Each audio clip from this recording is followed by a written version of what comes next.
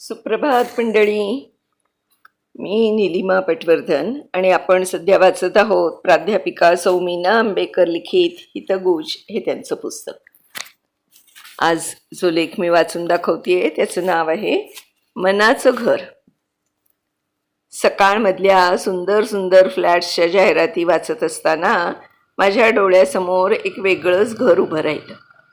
मी गेले एका अनोख्या घरात. लहानशा जागेतलं मोठंच मोठं घर, सारी दृश्य मावणारं पण अदृश्य, कुणालाच न दिसणारं मनातलं घर मी आज बघायचं ठरवलं. बेल वाजवली. एका छान भारदस्त विचारांनी दार उघडलं.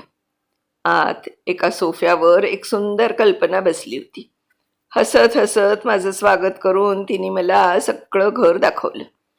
प्रेमाच्या भिंती दाखवल्या आणि म्हणाली, कधीतरी यांना तडे जातात कारण याचं प्लॅस्टर मोहाचं असतं.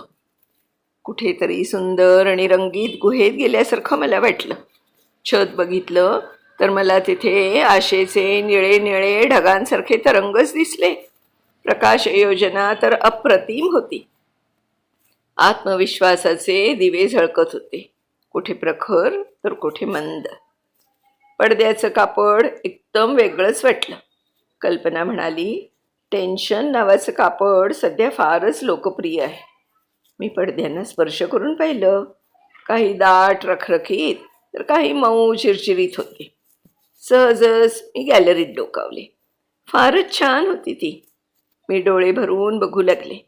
रत्नजडीत झोपाळे होते, त्यावर संवेदना आणि भावना मौज लुटत असताना मला दिसल्या.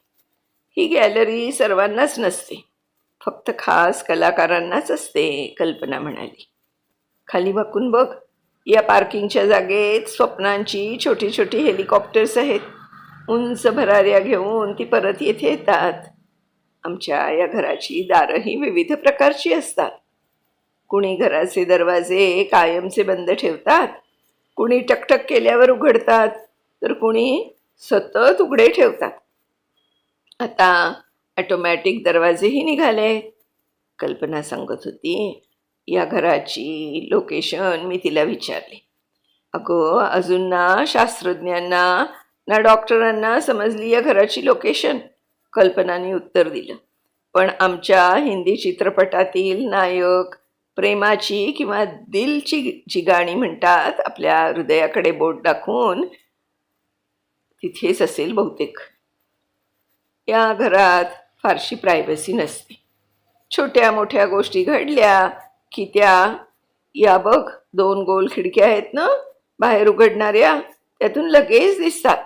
राग आला, दुःख झालं तर ते लगेच कळतं. आम्हाला फारसं काही लपवता येत नाही. या एवढ्याशा घरात दृश्य बदलती असतातच. असंख्य चेहरे, नाती, मित्र, शत्रू, राग, भांडणं, भीती, स्मृती, संवेदना, सारं एकत्र कुटुंबात गुण्यागोविंदाने नांदतात. कधी क्षणात येथे आहे फुललेली बाग, तर क्षणात वृक्ष वाळवंट. कधी चांदण्या, कधी ढग, कधी सरी, कधी सोनेरी ऊन, कधी श्रावण, तर कधी फाल्गुन. फूल बहरायला येथे ऋतू लागतच नाही मुळे. तिचं बोलणं ऐकून माझ्या अंगावर रोमांच उठले. ते विलक्षण घर बघून मला प्रश्न पडला, कोण असावा बरं ह्याचा आर्किटेक्ट, आणि कोण असेल इंटिरियर डेकोरेटर. बोलता बोलता माझं एक पाऊल घराबाहेर पडलं. खाटकन आवाज होऊन त्या घराचं मॅग्नेटिक डोअर एकदम बंद झालं आणि बाहेर एकदम मला भला मोठा प्रकाश दिसला. या घराचं चित्र मी पुन्हा पुन्हा आठवू लागले. काहीच दिसेना. कुठे गेली ती सुंदर कल्पना आणि तो विचार. किती सुंदर कल्पना आहे ही, मनाचं घर. कधी आपण कल्पना सुद्धा केली नसेल, असा विचार पण केला नसेल, असं हे विचाररावांचं आणि कल्पनाताईंचं घर. खूप सुंदर वर्णन केलंय मीनातू. खूप छान, मस्त, आवडलं मला. उद्या अशाच एका नवीन लेखासह पुन्हा भेटूया. तोपर्यंत बाय बाय मंडळी.